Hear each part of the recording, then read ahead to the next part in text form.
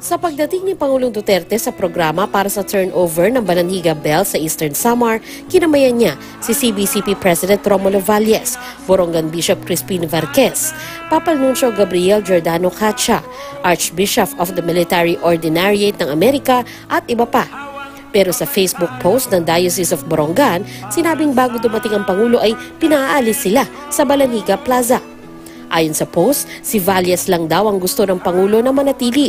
Sa isang pahayag na pinadala sa GMA News, sinabi ni Father Edmel Raagas ng Diocese of Borongan na taga-presidential management staff ang nagpalabas sa kanila.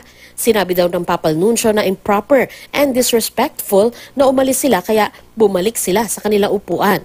Ayon kay Father Raagas, sinabihan siya at dalawa pang pari ni DND Director Peter Paul Ruben Galvez na umupo sa likuran para hindi sila makita ng Pangulo. May issues daw kasi ang Pangulo sa kanila. Nilagyan pa raw ng mga upuan sa harap nila para hindi sila makita ng Pangulo. Pero okay lang daw ito sa kanila.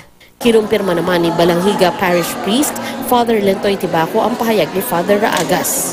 Pero pagdating naman ng Presidente, pinuntahan naman kami, nakipag-shake hand naman siya, hudyat ng siguro approval na nandoon kami. Dahil nandoon ang nuncio, dahil siya ang chairman ng mga pagtitipon, kailangan na ang presensya niya ay nandoon. So, pinag-iusapan yung management na kung pwede nandoon kami. Maski si Bishop Valles, Archbishop Valles, nagsabi na doon kami, hindi kami aalis. Ayon kay Presidential Spokesperson Salvador Panelo, pinapaimbestigahan na ang pangyayari. Hindi umano karakter o estilo ng Pangulo na manghiya sa isang event. Kung nangyari man daw ito, hindi ito otorisado ng Pangulo.